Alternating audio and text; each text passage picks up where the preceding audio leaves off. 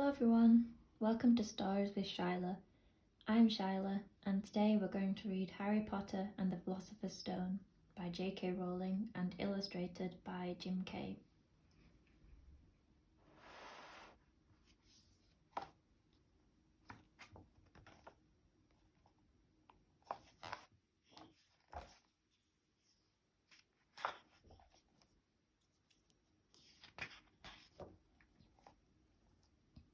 Chapter 1.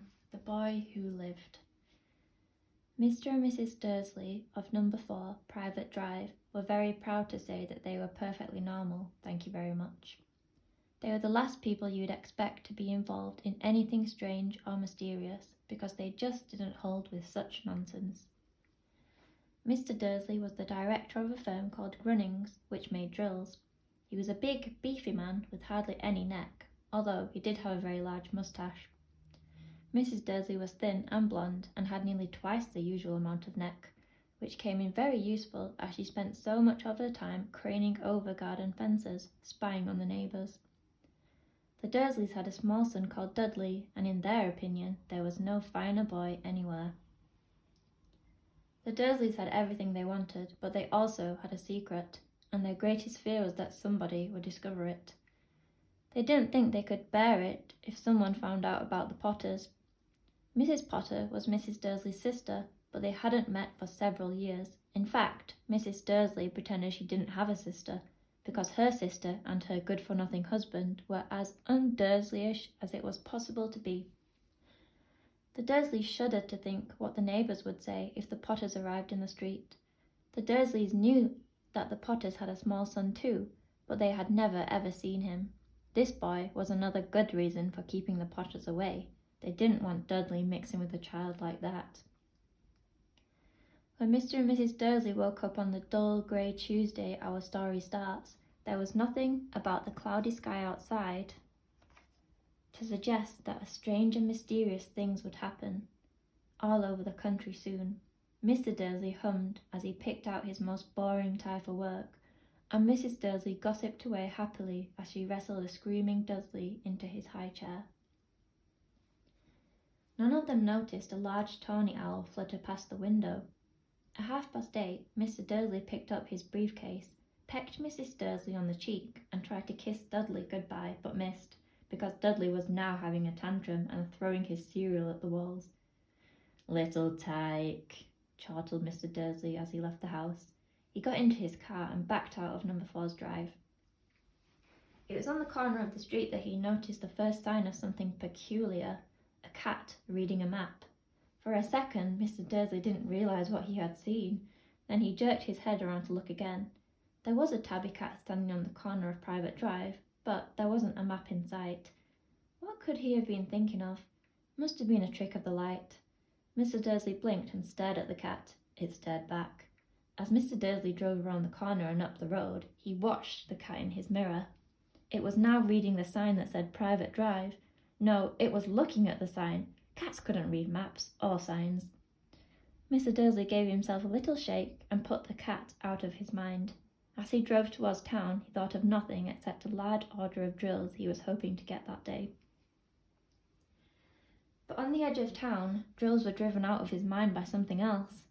As he sat in the usual morning traffic jam, he couldn't help noticing that there seemed to be a lot of strangely dressed people about.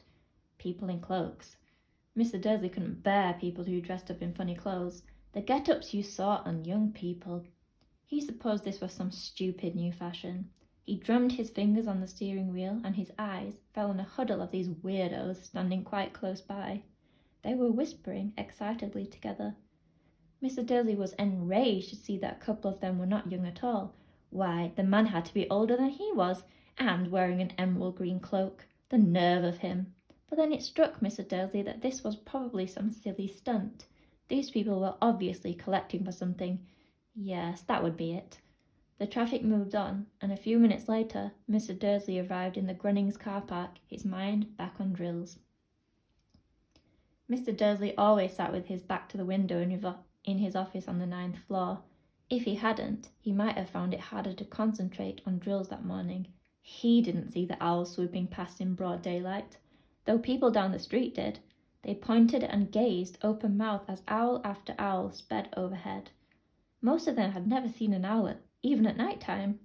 Mr. Dursley, however, had a perfectly normal, owl-free morning. He yelled at 5 different people. He made several important telephone calls and shouted a bit more. He was in a very good mood until lunchtime, when he thought he'd stretch his legs and walk across the road to buy himself a bun from the baker's opposite. He'd forgotten all about the people in cloaks until he passed by a group of them next to the baker's. He eyed them angrily as he passed. He didn't know why, but they made him uneasy. This lot were whispering excitedly too, and he couldn't see a single collecting tin. It was on his way back past them, clutching a large doughnut in a bag, that he caught a few words of what they were saying. "The Potters, that's right, that's what I heard. Yes, their son, Harry." Mrs. Dursley stopped dead. Fear flooded him. He looked back at the whispers as if he wanted to say something to them, but then he thought better of it. He dashed back across the road, hurried up to his office, snapped at his secretary not to disturb him, seized his telephone, and had almost finished dialing his home number when he changed his mind. He put the receiver back down and stroked his moustache, thinking, no, he was being stupid. Potter wasn't such an unusual name. He was sure that there were lots of people called Potter, who also had a son called Harry. Come to think of it, he wasn't even sure his nephew was called Harry. He'd never even seen the boy. It might have been Harvey or Harold. There was no point in worrying Mrs. Dursley. She always got so upset at any mention of her sister. He didn't blame her if he'd had a sister like that. But all the same, those people in cloaks. He found it a lot harder to concentrate on drills that afternoon, and when he left the building at 5 o'clock, he was still so worried that he walked straight into someone just outside the door. "Sorry," he grunted as the tiny old man stumbled and almost fell. It was a few seconds before Mr. Dursley realised that the man was wearing a violet cloak. He didn't seem at all upset at being almost knocked to the ground.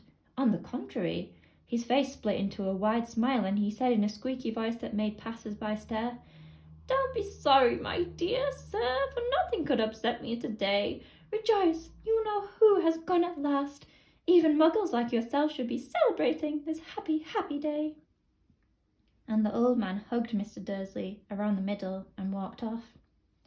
Mr. Dursley stood rooted to the spot. He had been hugged by a complete stranger. He also thought he had been called a muggle, whatever that was. He was rattled. He hurried into his car and set off home, hoping he was imagining things which he had never ever hoped before, because he didn't approve of imagination. As he pulled into the driveway of number 4, the first thing he saw, and it didn't improve his mood, was the tabby cat he'd spotted that morning. It was now sitting on his garden wall. He was sure it was the same one. It had the same markings around its eyes. "Shoo!" said Mr. Dursley loudly. The cat didn't move. It just gave him a stern look. Was this normal cat behaviour? Mr. Dursley wondered. Trying to pull himself together, he let himself into the house. He was still determined not to mention anything to his wife. Mrs. Dursley had a nice, normal day. She told him over dinner all about Mrs. Next Door's problems with her daughter and how Dudley had learnt a new word, shan't. Mr. Dursley tried to act normally. When Dudley had been put to bed, he went into the living room in time to catch the last report on the evening news. "And finally, bird watchers everywhere have reported that the nation's owls have been behaving very unusually today. Although owls normally hunt at night and are hardly ever seen in daylight, there have been hundreds of sightings of these birds flying in every direction since sunrise. Experts are unable to explain why the owls have suddenly changed their sleeping pattern." The newsreader allowed himself a grin. "Most mysterious. And now over to Jim McGuffin with the weather. Going to be any more showers of owls tonight, Jim?" "Well, Ted," said the weatherman, "I don't know about that, but it's not only the owls who have been acting oddly today. Viewers as far apart as Kent, Yorkshire and Dundee have been phoning in to tell me that instead of the rain I promised yesterday, they've had a downpour of shooting stars. Perhaps people have been celebrating bonfire night early. It's not until next week, folks, but I can promise a wet night tonight." Mr. Dursley sat frozen in his armchair. Shooting stars all over Britain, owls flying by daylight, mysterious people in cloaks all over the place, and a whisper about the Potters. Mrs. Dursley came into the living room carrying 2 cups of tea. It was no good. He'd have to say something to her. He cleared his throat nervously. Petunia, dear, you haven't heard from your sister lately, have you? As he had expected, Mrs. Dursley looked shocked and angry. After all, they normally pretended that she didn't have a sister. No, she said sharply. Why? Funny stuff on the news, Mr. Dursley mumbled. Owls, shooting stars, and there was a lot of funny-looking people in town today. So? Snapped Mrs. Dursley. Well, I just thought maybe it was something to do with, her lot. Mrs. Dursley sipped her tea through pursed lips. Mr. Dursley wondered whether he dared tell her he'd heard the name Potter. He decided he didn't dare. Instead, he said, as casually as he could, their son, he'd be about Dudley's age now, wouldn't he? I suppose so, said Mrs. Dursley stiffly. What's his name again? Howard, isn't it? Harry. Nasty, common name if you ask me. Oh, yes, said Mr. Dursley, his heart sinking horribly. Yes, I quite agree. He didn't say another word on the subject as they went upstairs to bed. While Mrs. Dursley was in the bathroom, Mr. Dursley crept into the bedroom window and peered down into the front garden. The cat was still there. It was staring down Private Drive as though it was waiting for something. Was he imagining things? Could all this have anything to do with the Potters? If it did, if it got out that they were related to a pair of... Well, he didn't think he could bear it. The Dursleys got into bed. Mrs. Dursley fell asleep quickly, but Mr. Dursley lay awake, turning it all over in his head. His last comforting thought before he fell asleep was that even if the Potters were involved, there was no reason for them to come near him and Mrs. Dursley. The Potters knew very well that he and Petunia thought about them and their kind. He couldn't see how he and Petunia could get mixed up in anything that might be going on. He yawned and turned over. It couldn't affect them. How very wrong he was. Mr. Dursley might have been drifting into an uneasy sleep, but the cat on the wall outside was showing no sign of sleepiness. It was sitting still as a statue, his eyes fixed unblinkingly on the far corner of Private Drive. It didn't so much as quiver when a car door slammed in the next street, nor when 2 owls swooped overhead. In fact, it was nearly midnight before the cat moved at all. A man appeared on the corner the cat had been watching. Appeared so suddenly and silently you'd have thought he'd just popped out of the ground. The cat's tail twitched and its eyes narrowed. Nothing like this man had ever been seen in Private Drive. He was tall, thin, and very old, judging by the silver of his hair and beard, which were both long enough to tuck into his belt. He was wearing long robes, a purple cloak which swept the ground, and high-heeled, buckled boots. His blue eyes were light, bright, and sparkling behind half-moon spectacles, and his nose was very long and crooked, as though it had been broken at least twice. This man's name was Albus Dumbledore. Albus Dumbledore didn't seem to realise that he had just arrived in a street where everything from his name to his boots was unwelcome. He was busy rummaging in his cloak, looking for something, but he did seem to realise he was being watched, because he looked up suddenly at the cat, which was still staring at him from the other end of the street. For some reason, the sight of the cat seemed to amuse him. He chuckled and muttered, I should have known. He had found what he was looking for in his inside pocket. It seemed to be a silver cigarette lighter. He flicked it open, held it up in the air, and clicked it. The nearest street lamp went out with a little pop. He clicked it again. The next lamp flickered into darkness. 12 times he clicked the put-outer, until the only lights left in the whole street were 2 tiny pinpricks in the distance, which were the eyes of the cat watching him. If anyone looked out of their window now, even beady-eyed Mrs. Dursley, they wouldn't be able to see anything that was happening down on the pavement. Dumbledore slipped the put-outer back inside his cloak and set off down the street towards number 4, where he sat down on the wall next to the cat. He didn't look at it, but after a moment he spoke to it. "Fancy seeing you here, Professor McGonagall." He turned to smile at the tabby, but it had gone. Instead, he was smiling at a rather severe-looking woman who was wearing square glasses exactly the shape of the markings the cat had around its eyes. She too was wearing a cloak, an emerald one. Her black hair was drawn into a tight bun. She looked distinctly ruffled. "How did you know it was me?" she asked. "My dear Professor, I've never seen a cat sit so stiffly." "You'd be stiff if you'd been sitting on a brick wall all day," said Professor McGonagall. "All day? When you could have been celebrating? I must have passed a dozen feasts and parties on my way here." Professor McGonagall sniffed angrily. "Oh, yes, everyone's celebrating all right," she said impatiently. "You'd think they'd be a bit more careful, but no, even the Muggles have noticed something's going on. It was on the news." She jerked her head back at the Dursleys' dark living room window. "I heard it. Flocks of owls shooting stars. Well, they're not completely stupid. They were bound to notice something. Shooting stars down in Kent. I bet that was Daedalus Diggle. He never made much sense." "You can't blame them," said Dumbledore gently. "We've had precious little to celebrate for 11 years.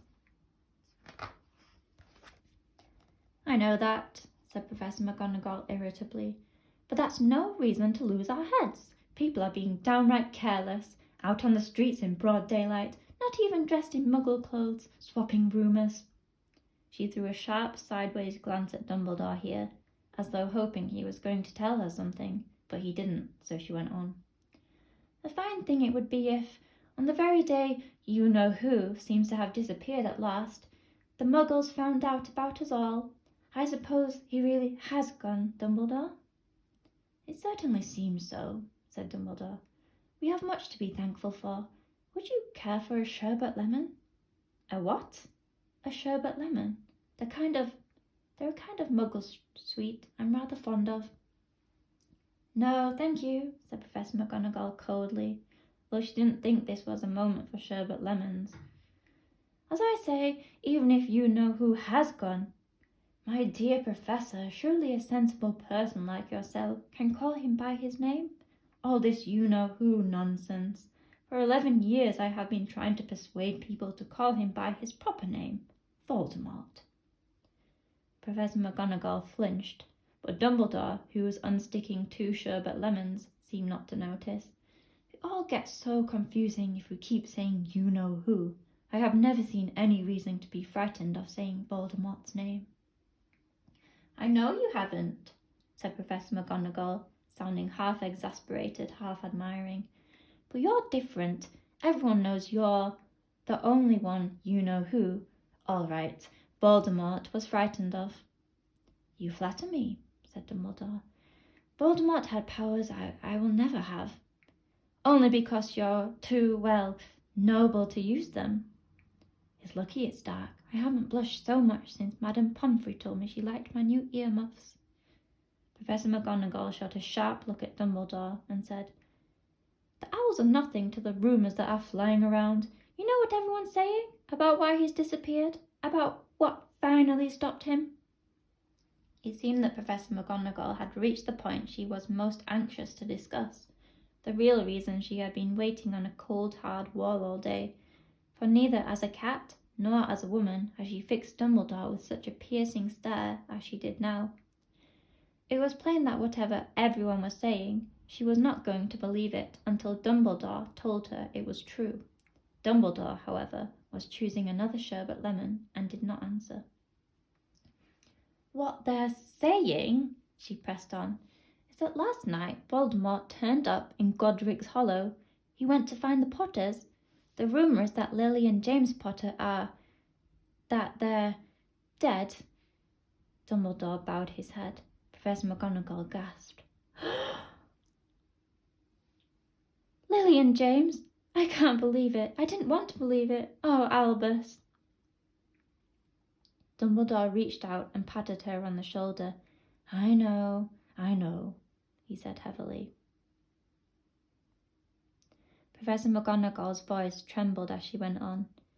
That's not all. They're saying he tried to kill the Potter's son, Harry, but he couldn't. He couldn't kill that little boy. Nobody knows why or how, but they're saying that when he couldn't kill Harry Potter, Voldemort's power somehow broke, and that's why he's gone.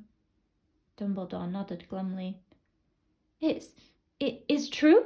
faltered Professor McGonagall. After all he's done, all the people he's killed, he couldn't kill a little boy. It's just astounding, of all the things to stop him. But how in the name of heaven did Harry survive? We can only guess, said Dumbledore. We may never know. Professor McGonagall pulled out a lace handkerchief and dabbed at her eyes beneath her spectacles. Dumbledore gave a great sniff as he took a golden watch from his pocket and examined it. It was a very odd watch. It had 12 hands but no numbers. Instead, little planets were moving around the edge. It must have made sense to Dumbledore, though, because he put it back in his pocket and said, Hagrid's late. I suppose it was he who told you I'd be here, by the way? Yes, said Professor McGonagall, and I don't suppose you're going to tell me why you're here, of all places? I've come to bring Harry to his aunt and uncle. They're the only family he has left now. You can't mean the people who live here, cried Professor McGonagall, jumping to her feet and pointing at number 4. Dumbledore, you can't. I've been watching them all day. You couldn't find 2 people who are less like us. And they've got this son. I saw him kicking his mother all the way up the street, screaming for sweets. Harry Potter, come and live here. It's the best place for him, said Dumbledore firmly. His aunt and uncle will be able to explain everything to him when he's older. I've written them a letter. A letter? Repeated Professor McGonagall, faintly, sitting back down on the wall. Really, Dumbledore, you think you can explain all this in a letter? These people will never understand him. He'll be famous, a legend. I wouldn't be surprised if today was known as Harry Potter Day in future. There will be books written about Harry. Every child in this world will know his name. Exactly, said Dumbledore, looking very seriously over the top of his half-moon glasses. It would be enough to turn any boy's head. Famous before he can walk and talk. Famous for something he won't even remember. Can't you see how much better off he'll be, growing up away from all that until he's ready to take it? Professor McGonagall opened her mouth, changed her mind, swallowed, and then said, Yes, you're right, of course. But how is the boy getting here, Dumbledore? She eyed his cloak suddenly, as though she thought he might be hiding Harry underneath it. Hagrid's bringing him. You think it wise to trust Hagrid with something as important as this? I would trust Hagrid with my life, said Dumbledore. I'm not saying his heart isn't in the right place, said Professor McGonagall grudgingly, but you can't pretend he's not careless. He does tend to... What was that? A low rumbling sound had broken the silence around them. It grew steadily louder as they looked up and down the street for some sign of a headlight. It swelled to a roar as they both looked up at the sky, and a huge motorbike fell out of the air and landed on the road in front of them. If the motorbike was huge, it was nothing to the man who was sitting astride it. He was almost twice as tall as a normal man and at least 5 times as wide. He looked simply too big to be allowed, and so wild. Long tangles of bushy black hair and a beard hid most of his face. He had hands the size of dustbin lids, and his feet in their leather boots were like baby dolphins. In his vast, muscular arms he was holding a bundle of blankets. Hagrid, said Dumbledore, sounding relieved. At last. And where did you get that motorbike? Borrowed it, Professor Dumbledore, sir, said the giant, carefully climbing off the motorbike as he spoke. Young Sirius Black lent it me. I've got him, sir. No problems, were there? No, sir. House was almost destroyed, but I got him out all right before the muggles started swarming around. He fell asleep as we were flying over Bristol. Dumbledore and Professor McGonagall bent forward over the bundle of blankets. Inside, just visible, was a baby boy, fast asleep. Under a tuft of jet black hair, over his forehead, they could see a curiously shaped cut like a bolt of lightning. "Is that where—" whispered Professor McGonagall. "Yes," said Dumbledore. "He'll have this scar forever." "Couldn't you do something about it, Dumbledore?" "Even if I could, I wouldn't. Scars can come in useful. I have one myself over my left knee, which is a perfect map of the London Underground." "Well, give him here, Hagrid. We'd better get this over with." Dumbledore took Harry in his arms and turned towards the Dursleys' house. Could I say goodbye to him, sir?" said Hagrid. He bent his great shaggy head over Harry and gave him what must have been a very scratchy, whiskery kiss. Then, suddenly, Hagrid let out a howl like a wounded dog. "Shh!" hissed Professor McGonagall. "You'll wake the Muggles." "Sorry," sobbed Hagrid, taking out a large spotted handkerchief and burying his face in it. "But I can't stand it. Lily and James dead, and poor little Harry off to live with the Muggles." Yes, it's all very sad, but get a grip on yourself, Hagrid, or we'll be found," Professor McGonagall whispered, patting Hagrid gingerly on the arm as Dumbledore stepped over the low garden wall and walked to the front door. He laid Harry gently on the doorstep, took out a letter from his cloak, tucked it inside Harry's blankets, and then came back to the other two. For a full minute, the three of them stood and looked at the little bundle. Hagrid's shoulders shook. Professor McGonagall blinked furiously, and the twinkling light that usually shone from Dumbledore's eyes seemed to have gone out. "Well," said Dumbledore finally, "that's that. We've no business staying here. We may as well go and join the celebrations." "Yeah," said Hagrid in a very muffled voice. "I'd best get this bike away. Good night, Professor McGonagall. Professor Dumbledore, sir." Wiping his streaming eyes on his jacket sleeve, Hagrid swung himself onto the motorbike and kicked the engine into life. With a roar, it rose into the air and off into the night. "I shall see you soon, I expect, Professor McGonagall," said Dumbledore, nodding to her. Professor McGonagall blew her nose in reply. Dumbledore turned and walked back down the street. On the corner, he stopped and took out the silvery put outer.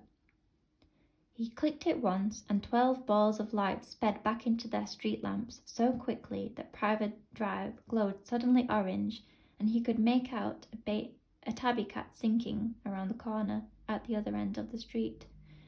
He could just see the bundle of blankets on the step of number 4. "Good luck, Harry," he murmured. He turned on his heel with a swish of his cloak. He was gone. A breeze ruffled the neat hedges of Private Drive, which lay silent and tidy under the inky sky, the very last place you would expect astonishing things to happen. Harry Potter rolled over inside his blanket without waking up. One small hand closed on the letter beside him, and he slept on, not knowing that he was special, not knowing that he was famous, not knowing that he would be woken up in a few hours' time by Mrs. Dursley's scream as she opened the front door to put out the milk bottles, nor that he would spend the next few weeks being prodded and pinched by his cousin, Dudley. He wouldn't know that this very moment, people meeting in secret all over the country were holding up their glasses and saying in hushed voices, "To Harry Potter, the boy who lived."